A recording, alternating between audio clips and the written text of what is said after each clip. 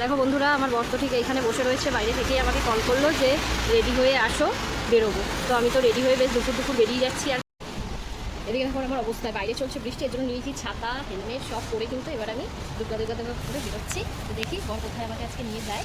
ভালো ভিডিওটা দেখে থাকো।